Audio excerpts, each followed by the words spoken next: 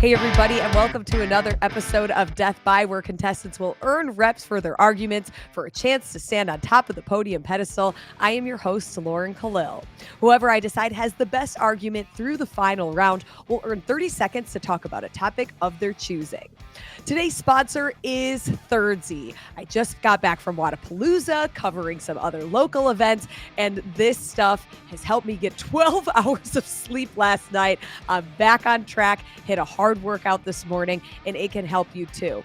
It is melatonin free, so it truly is a supplement that you can take every single night, not have the worry about it affecting your hormones, and it's got other great ingredients in it that you might be taking anyways: L-theanine, collagen, magnesium. This is your one-stop shop for all of those products and a delicious beverage right before you go to bed. If you want to get 20% off on your first order of Thirdsy, just use Thirdsy, THIRTZY.com, type in code DEATHBY, and you can save on your sleep today. Now, on today's episode, we have James Hobart, expert. I've never been more hyped in my life. He's our two-time Affiliate Cup champion and, of course, seminar head trainer. We also have CrossFit Games reporter Niki Braizer with kettlebells and cocktails. CrossFit Games athlete and affiliate owner Tim Paulson, now a father of two.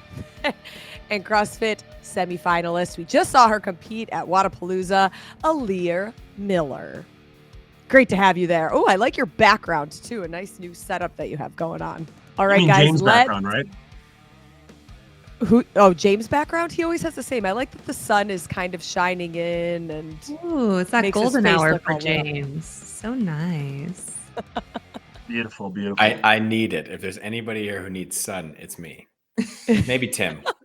I was going to say, have you seen my skin tone? Yeah, you're right. It's you. It's you. You two could form another team. You guys can be the SPF 50 team at Wadapalooza next year. SPF 150? 100. Okay. Why would you risk my life? Yeah, I'm sorry. We would need Velner too. Oh, yeah. We need to carry us You'll anyway. have to take him off the milk team then. You guys could just make working on getting giant a milk sunscreen team. sponsorship. All right, guys, let's get into it. Let's play Death By.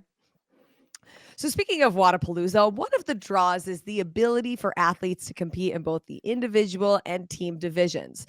We also saw this past weekend at a smaller scaled competition, Fittest of the Coast, that they modeled a similar format. But is this a truly beneficial model, or would there be more success in keeping the divisions separate? Tim Paulson, we will let you kick off round number one. I guess to me, it kind of depends on what we say is beneficial, because I think, you could look at it from a couple of different ways. I mean, if you think about beneficial as maybe what's best for each division, I would say having them together might not be the best I guess I'm thinking more game style, but having them together is the best because then you get to have the individuals also compete on team. And if I translate that out to the CrossFit Games season, it would mean that they were separate events, because you could have the elite individuals also form up on teams and do that as a secondary kind of pursuit as well. But as far as I guess that side of things, I would say yes, having them together is definitely a benefit.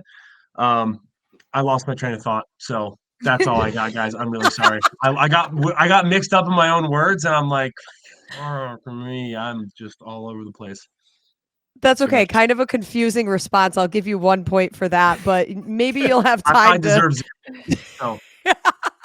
Maybe you'll have time to come back and add a little bit more value to the question, Tim. We will turn it over now. Maybe I'll chime in later. Okay, sounds good. Follow-up questions. Ellia, what are your thoughts, especially as somebody who just competed at Wadapalooza? I really like the idea of allowing athletes to compete on the individual side and on the team side. A lot of the elite athletes that are doing this are their competition is, their sponsors are sending them there. It's an opportunity for them to go and represent their sponsors on a big stage. And then also, having multiple opportunities for prize money is really nice as an athlete. I'm not necessarily somebody that was up for that prize money, but for the athletes that are fighting for that prize money, it's a really good opportunity, having a shorter individual competition and a shorter team competition, allowing you to do both. And then, wow, apparently I need more coffee too, because I just smoked.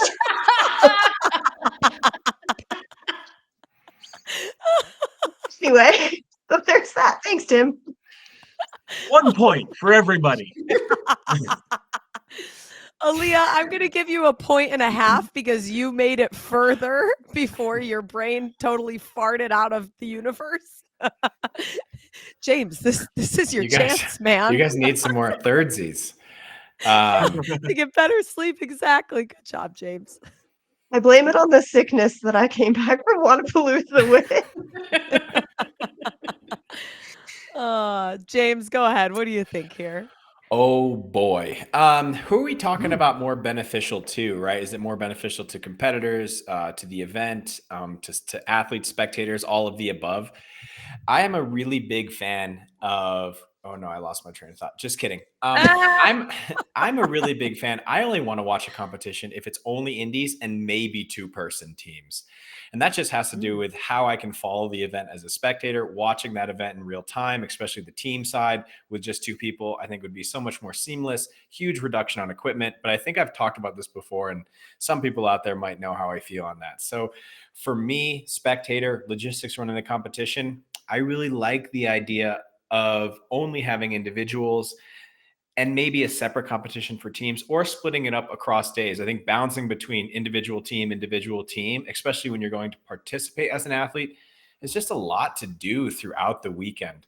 So I am hoping over time, especially for longevity of events and health of events, that they can get to a spectator size where we can just focus on a single division. And that single division can financially, of course, and entertainment wise, that single division can carry that event from start to finish, which probably means shorter events, which we're already seeing start to happen at the games. So I'm a huge fan of keeping them separate, but I know not everybody feels that way. And I also am not on the hook to run an event. So it's easy for me to say. Thank you for giving us a thorough answer. We will give you 3 points to lead the way as Ellia and Tim get their coffee before we head into round number 2. Niki, I'm curious on your thoughts, especially from the marketing perspective and what you do outside of the CrossFit space. Yeah, it's interesting.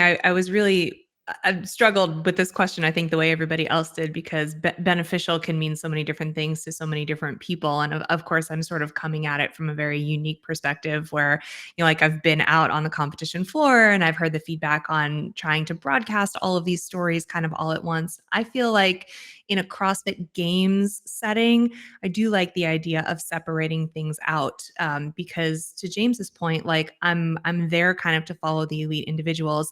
And I think it's really interesting and unique when some of those individuals end up going team, because it gives you a different perspective to look at how that team operates and how that training camp operates and who else is coming out of there.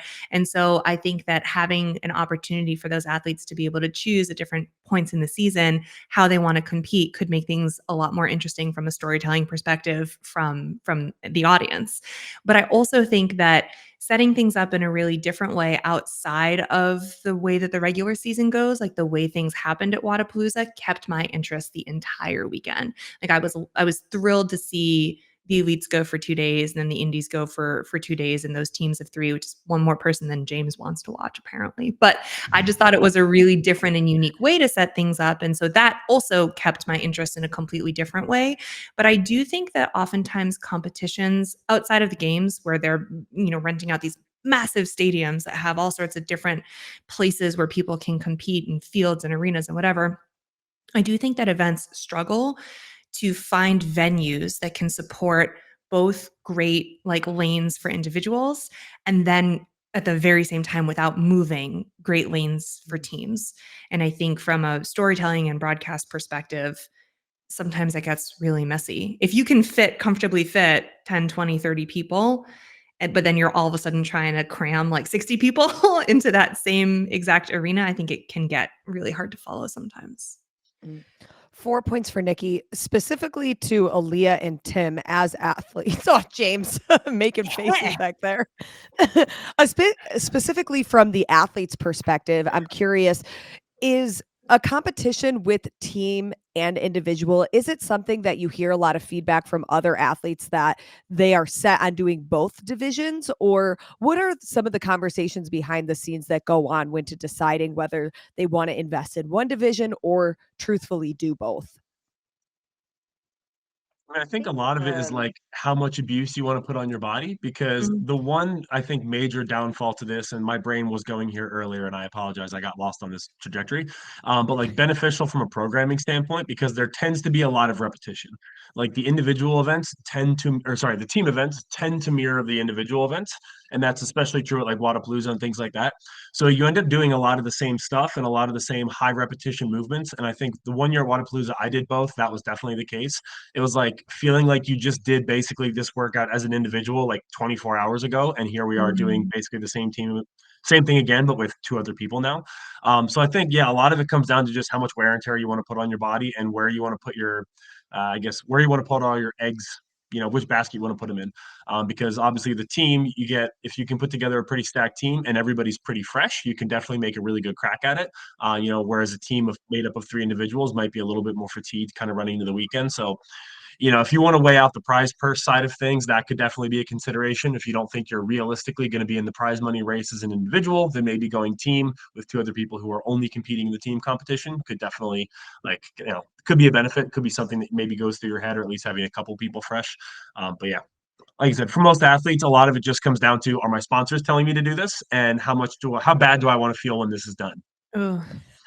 Yeah, I think what I've heard from a lot of people is they end up doing the individual competition if they want a gauge of, at least for Wadapalooza, if they want a gauge of where they're at going into the season, they do individual. If they want to go and have fun, they go on a team. The team competition tends to be a lot less pressure because it's a team, because it's Wadapalooza, it's an off-season competition that doesn't actually matter for like any impact on the season. So they can just go out there and have fun. And like Tim said, if their sponsors are wanting them to go do that, then they don't even have to worry about the financial side of it. Their sponsors are going to send them there, and they just get to go have fun with their friends. I think in previous years, well, I think across all years, Wadapalooza, since they've started doing this, has said, we're going to lighten the programming a little bit so you're not completely destroyed if you do individual and team. But I don't know that that has been the case, because I know a lot of people were feeling pretty wrecked after the individual competition this year, and I think feeling equally as wrecked after the team competition. So I think programming definitely needs to be taken into consideration if they're gonna allow people to do both. And that's gonna impact how many people are gonna choose to do both. So if that is the case and you kind of have these two different goals for an athlete, whether it's a check-in if they're going individual or something for fun as a team, and of course we know prize money is on the line for both divisions, would it be more beneficial for competition to just have teams and individual happening all 4 days or even 3 out of the 4 days simultaneously, and you do have to pick whether it's team or individual? I I mean, think I think it Wadapalooza's can done a pretty go ahead. I think it can go either way. I will say I was kind of disappointed that my competition was over after 2 days. It was Friday and the rest of the divisions were just getting started and I was already done. And that was kind of disappointing because you pay so much to be there and it's a lot to travel for a competition like that. And then after 48 hours, it's over. Like that's kind of sad. So I wouldn't mind if it went back to having to choose one or the other and getting a full 3 or 4 day competition. One of the things, can I add or no? Are we moving on? No, go ahead and add. Lawrence is like, shut up, James. You have the floor. One of the things I think Rogue is really onto is sort of like this festival experience. I like this idea of like hosting other fitness related events inside of the event. Like obviously you have the strongman at the Rogue Invitational. I wonder if there's opportunity to host other, like I said, fitness related events inside of that, and even just allow it to be either something that's an exhibition where you are having elites and professionals compete, or even where you could have amateurs compete in that stuff as well. I think about like the Crash B Concept 2 rowing event, like everyone signs up to do a 2K. It's like you could start to bring these things to life inside of a larger event without creating a significant logistical nightmare, and maybe just having like this more ongoing participation. I don't know. I'm curious to see if events start to do things like that going forward, to try and make it easier for those events to thrive, but also easier then to return and have just focus on individuals. So that's something I think about a lot. I don't know. Could be a terrible idea.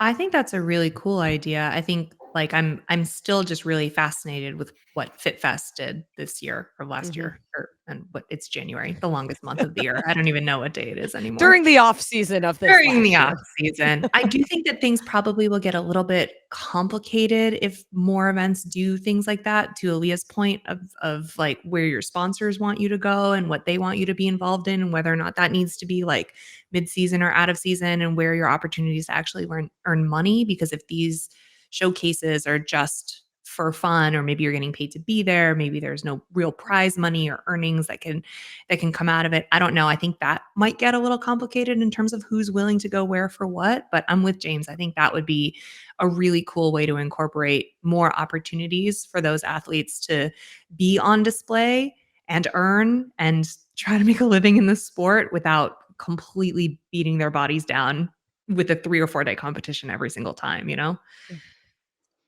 good conversation, I'm sure, will keep happening. Yep, go ahead, Tim. Okay.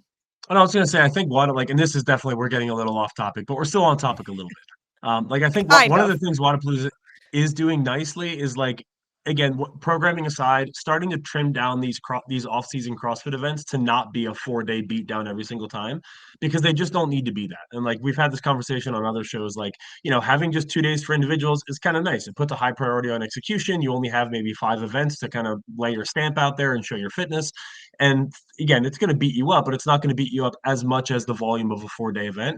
And I think also with events as big as Wodapalooza, spacing things together over the course of 4 days, I mean, they're already doing, I think anybody would agree, too much. Like there's far too much going on at Wodapalooza. Like they need to trim down what they're focusing on so that they can possibly deliver a little bit better athlete experience, spectator experience, things like that kind of across the board. Lots to dig into. We will now finally move on to topic number 2. We're going to talk about training camps now. So in the past few years, we've seen several athletes pack their bags, uproot their lives, and move to train in person at their desired training camp. And for a while, it seemed that as if anybody wanted to be elite, they were going to move to train in person with that said training camp. But recently, it seems as if less athletes are doing this style of moving to places in person with their training camp. We recently saw James Hobart. He's still working with HWPO, but no longer lives in Vermont. Danielle Brandon no longer trains in person with Brute. So I'm curious, do we think that this isn't really the norm anymore, and that living at your training camp is a dying concept? Ellia, I'm going to let you start because you actually are training in person at your training camp. Yeah, I hope it's not dying because I literally just moved to a training camp. No, I Perfect for the think topic. I don't think it's dying. I think that people's cycles within their training is just that, it's a cycle. So like for me, I was training alone for a couple years before this, and I got to a point where I was no longer getting a benefit from training alone, and I needed to be training with other people, which is why it made sense to come out here and train with the Cowboy Way and have other athletes training with me on a daily basis. But I also think that being in this type of environment for too long can also hit a point where it's not beneficial anymore, and you do need to go back to training alone. There's always going to be pros and cons to both, and I think you have to figure out what's right for you in your current season of training and where you're going to get the most benefit. And then when you start to kind of hit that plateau, then you need a change. And whether that change is going to a training camp or leaving a training camp, I think it's just going to fluctuate throughout the years and throughout the seasons for athletes. 3 points for Ellia. Tim, you was it last year? I can't even remember the years, but you kind of had a hybrid model as a dad, as somebody who has his affiliate. You're kind of an outlier, but what are your thoughts based on the conversations you've had with other athletes and even just what you've seen? I mean, I think my personal perspective is that it might be dying because the realities of what it actually means are kind of like finally hitting people. Like it's a big financial obligation because these training camps, many of them can't afford to or don't want to take on the giant cost of paying athletes to live on site with them. And I think also just like the emotional wear and tear of we still do an individual sport. So if you're an individual living in a building with other individuals and you're competing with each other every day in and day out, I just don't know how beneficial that is. I think the team side of thing is very different because obviously you're a team of four. You're competing against each other sometimes, but mostly with each other. So the mindset's a little bit different. The emotional wear and tear might be a little different. I guess, there's still just again, the emotional side of things, like what makes you happy and how much of this can I really tolerate? Like a lot of, again, we're an individual sport. I would imagine a lot of these athletes are probably more introverted people like myself who maybe want to train alone more often and they get more out of that. An in-person experience every now and again is super beneficial and it's a great touch point. It's good to get some feedback, get a push with other athletes. But again, it's just a touch point. A lot of the work that we, in my opinion, are going to be doing is still on an individual basis because we're an individual sport. And I think that's part of why you're seeing like maybe the rise of like remote coaching within the space. I mean, obviously, shout out to Proven, like they just started their remote coaching program. I'm involved with it, and I think like that's a great personal opinion kind of midpoint because you still have a lot of the feedback directly with a coach, but you're still training at your own leisure and without the kind of all the stresses and financial burdens and things like that come with actually living at a training camp. 4 points for Tim. Niki, what are your thoughts on this one? Yeah, I tend to agree with both Ellia and Tim's answer is going to kind of piggyback on what the two of them have said, because I don't disagree that sort of all of the different factors around why you may or may not uproot your life and move in with people and be emotionally turmoil because you're competing against them constantly, or what is beneficial in terms of for your own sake and your own growth to be on your own versus with other people. Like all that matters. I will add though that I think where you're at in your life also matters.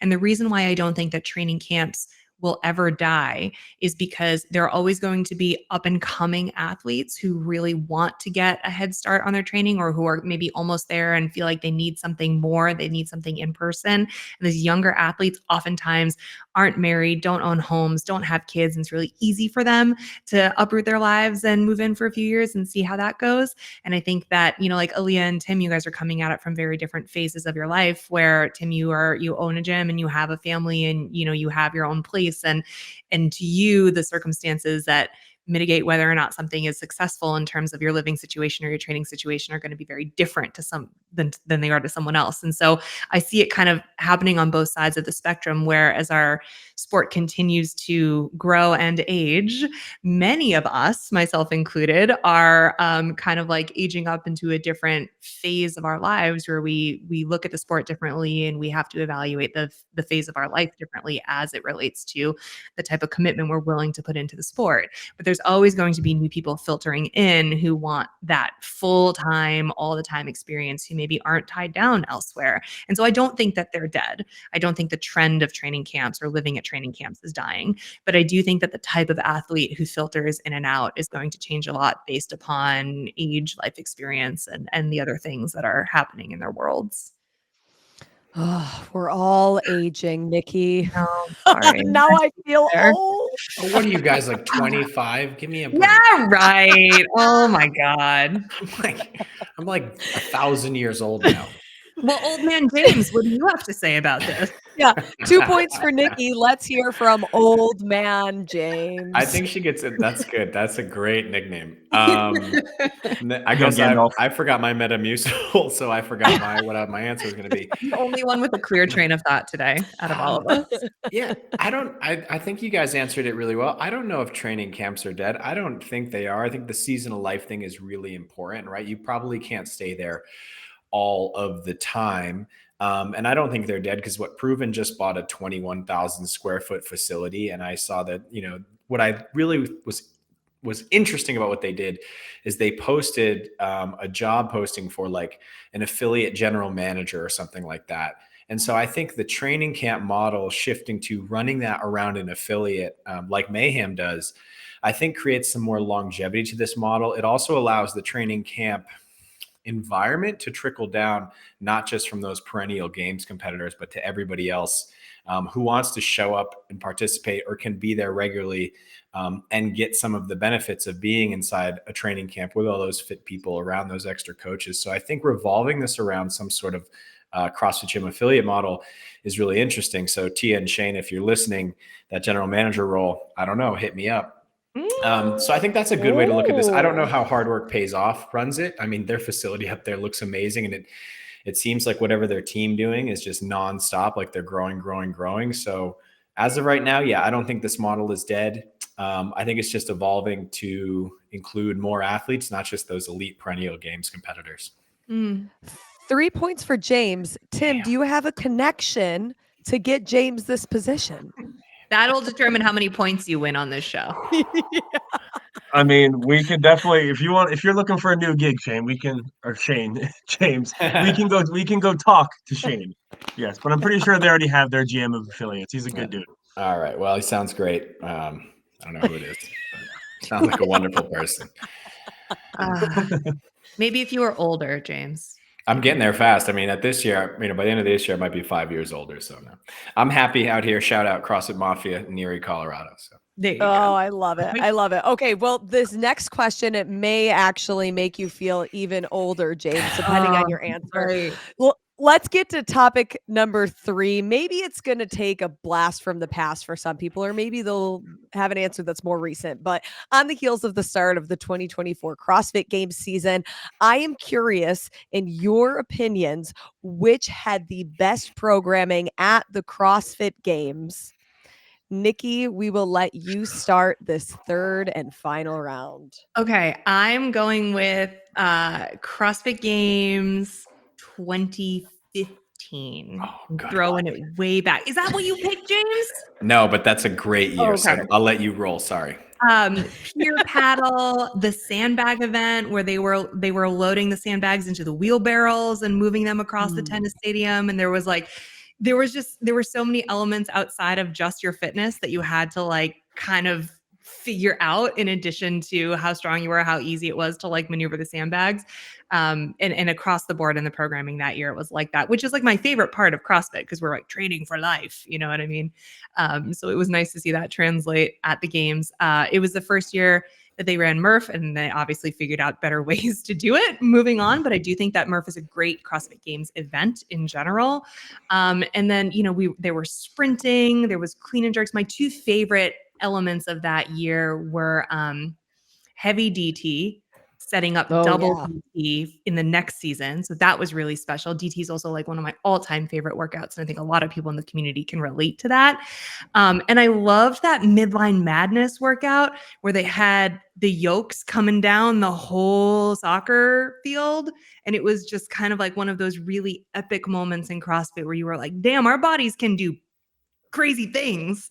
And it was really cool to watch. It was a really good building year to really get the word out there about CrossFit. And I think the programming did a nice job of that year. 3 points for Niki. I really liked 2015. Some highlight moments. Tim, did you pick 2015? You're nodding your head.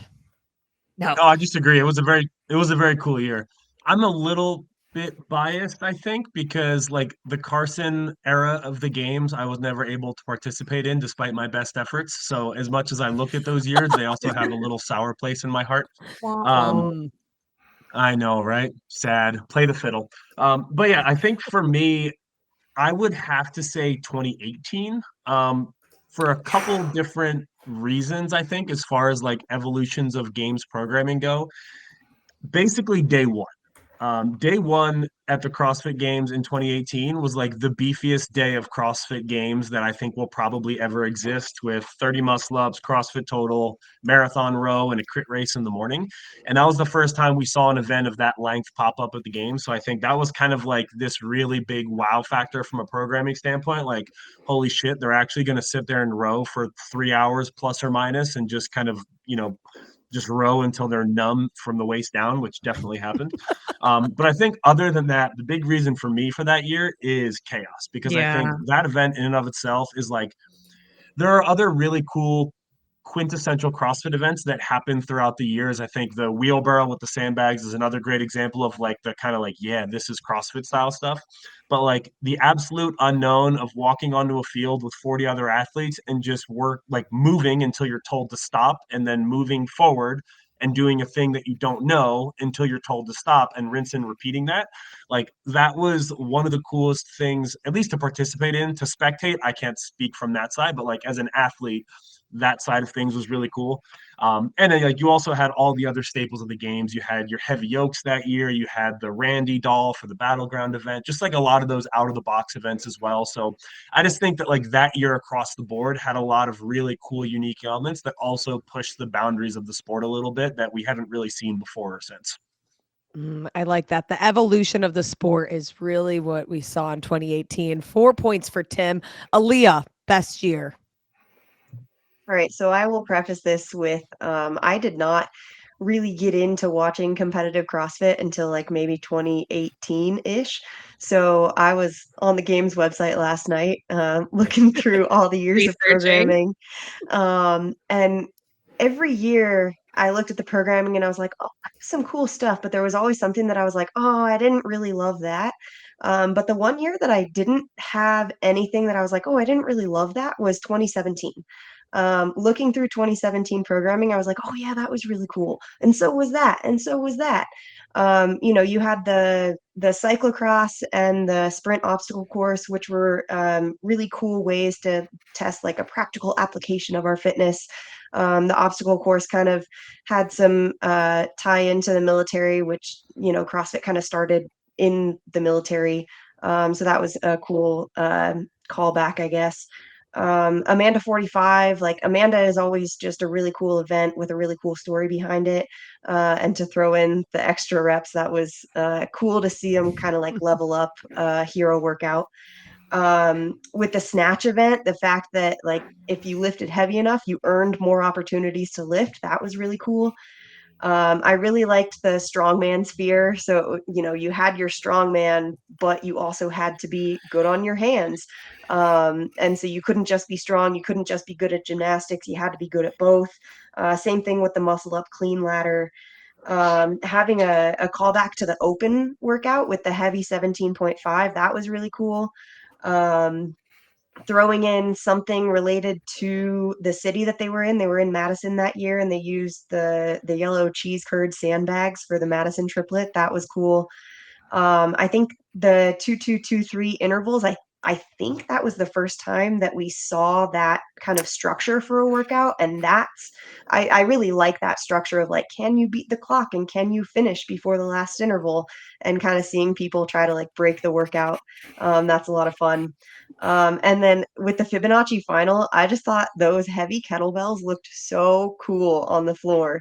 Seeing the handles of the kettlebells that are like practically up to the athlete's hips already because they're so massive.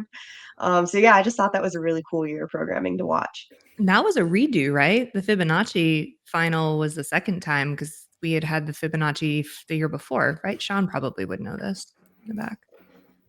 I thought I think Fibonacci showed up again in 2018. no, yeah, it shows up in 2018. Yep. Oh, so 2017 was year one and 2018 was the got it. Ellia, 3 points for her. James, has your year been stolen yet? Yeah, for sure. I mean, Ellia just hit the nail on the head with everything. We'll get there. I'll say real quick here, 2018 was my favorite year because that's the year my wife competed with Reebok CrossFit One. So Cool. Hey. actually, I'll tell you guys, 2024 is going to be the best year, but I can't tell you what the workouts are. So you're just going to have to trust me.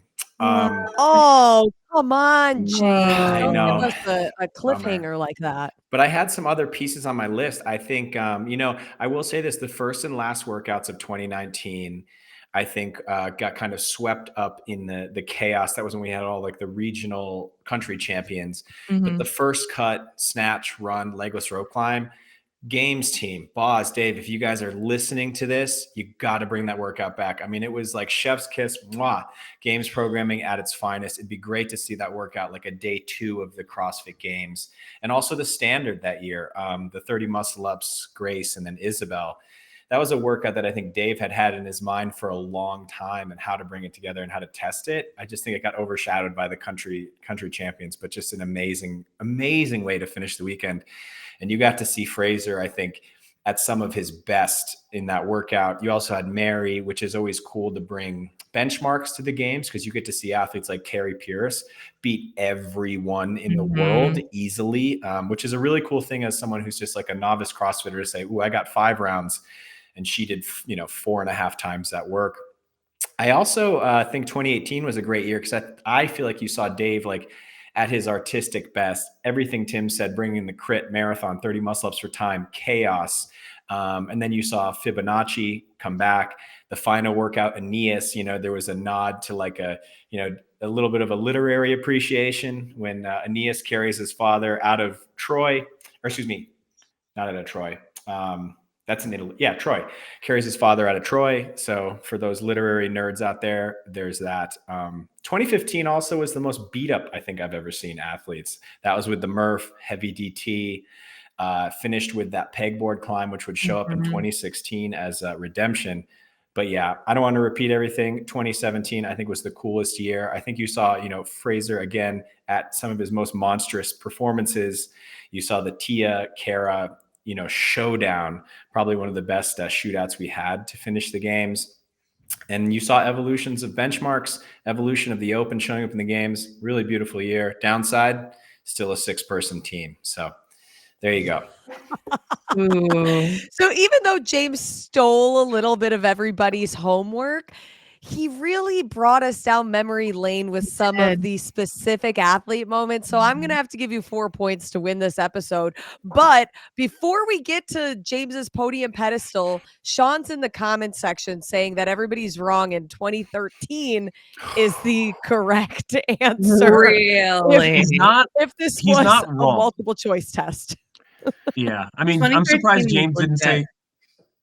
I'm surprised James didn't say 2007 with his little old man hat on, just for kicks and giggles. Sectionals was really the best We do, programming. I have another hot take on this. And I to see We're the listening. 2020 year played out That's what I was in a going to full say. field. Yeah. I mean, the qualifying workouts, there was like the Damn Diane, Friendly Fran, and like just the rest of that year, to see that played out in a full field.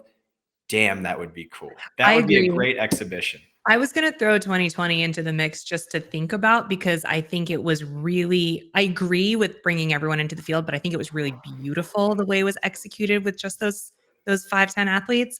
And I think the look on all of our faces collectively as a CrossFit community when we saw the programming for Atalanta was like Bonkers. minds blown across the board, and watching it play out, like really taking in everything that the ranch offered that year was special, really special. I do want to give I want to give Sean's proposition some props though. 2013 was like the first of like I started competing in CrossFit. 2012 was my first open. So like 2013 was the first year I really like watched the games for me. Like that was the first year that like in person I was like, oh, and I remember like seeing the Cincos and being like, I can't deadlift that. I can't, like, you just like look at it and it was like, wow, it was like there was a lot of events that were just looked absolutely brutal and terrible. And so like I've got to give that year props, if nothing else, because of row 1, row 2. Like that event, like a separately scored 2K to start a half marathon row is like one of the most diabolical things you could possibly put on an athlete if you want to actually compete. And I still remember, I think Kalipa like broke the rower handle in like 6:31 or something stupid, and then was just like actually didn't die, like actually held on and was not a last place puddle for the next half marathon as well. Like it was one of the crazier things I've seen. That was the burden run year too. Wasn't his rower like a foot behind where he started at the end of it? Didn't he like scooting back? Oh yeah. It's good times. We're all old. I appreciate that. But those were good years. I mean, the double grace 2014 finish, like Yeah. what an amazing finish. I almost said that too. There were so many good. That was a good question, Lauren. Good job. But James says 2024 is going to be the year. I actually, yeah, I don't know, but I think I have a suspicion it's going to be good, but Why? I mean, just Everything's frankly, bigger in because I Texas. think you're going to get more eyes, poke his eye out. more resources. There'll be some learning curve things because it's a new venue, and the game team always likes to kind of like slowly spread their wings and really not just test the athletes, but test what can they do in the venue. I think that'll be really exciting. I think with the less divisions, it's just going to be more eyes on the individuals. So I'm really excited to see what they can do. I'm not just towing the party line there. I really believe it's a better thing. So, okay, James, you've also earned 30 seconds because you're the crap. winner of the episode. What do you want to say? I know we have the Open coming up. So, hey, everyone, stay focused on that. If you're looking to compete in the Open, try it for the first time. If you're looking to use it as a jumping point to qualify to other parts of the season. But what I want to encourage people to do is to continue to test their fitness in other avenues outside of CrossFit after that. You don't have to do anything as crazy as some of the things I've seen recently. Danny Horan doing a 100-mile run. I know Adam Klink has been messing around with long endurance runs, ultras, 100-mile races, testing out other things in his fitness. But I've had a lot of friends and I've seen some new athletes coming into the gym. Hey, I'm just doing CrossFit because I love Spartan races and that's how I like to test. So I would just say after the Open dies down, if you're not qualifying to other stages, maybe look at some other sports specific areas where you can test out that fitness. I think it's an easy thing to lose sight of the longer you do CrossFit, but it's a really good way to focus yourself for a little while. So that would be my little soapbox. So get out there and do it. I love that. That was beautiful. You will not see me doing anything that is running more than, you know what? Maybe I would do a high rocks. We There should you get go. like a team together. I hate running, but I don't know. I would do a doubles We'll with see. you. Give me a minute to heal from like actually producing a human, but I'll Yeah. do doubles with you. Let's do it. Deal. We'll take down Tim and James. Let's go. Or guys. not, but it'll still be fun. Yeah, I have a friend who's been asking me to do one with him. He's like a long distance runner and he really likes them, but he owned a CrossFit gym. So it's really fun. I actually really, really recommend it. It's a good time. And you're like, if you train CrossFit regularly, like you're there. You don't have to do anything different truly because the run is long, but it's broken up. So it's not something that we're not used to doing, 800s at a time, 400s at a time, that kind of thing. Tim, did you have something now that you're recovered from nearly poking your eye out? I do, yeah. I just want to, so like for my own sanity, I went back and looked up Jason's row times from that year, and I have to say this out loud because it is absolutely mind-blowing. He rode a 6:21 2K, Jeez. which won the event by 15 seconds in 2013, and then he also won the half marathon row that came immediately after it by by minutes. He won it by like a minute and a half. Yeah. Absolutely bonkers. That is just a powerful man. That's just all that is. That's just powerful and aerobic as shit, though. Yeah, to hold on for over an hour and not die. Legend. He's a legend. Man.